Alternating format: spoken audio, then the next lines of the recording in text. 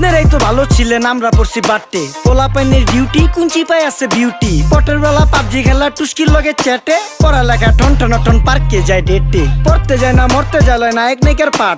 চিপাই চাপাই restaurant আর VIP flat. এই শহরে খেলাধুলার নায়িকা কোনো মাঠ। বাচ্চা লইয়া মসজিদ গেলে বুইরারা দেয় ঘাট।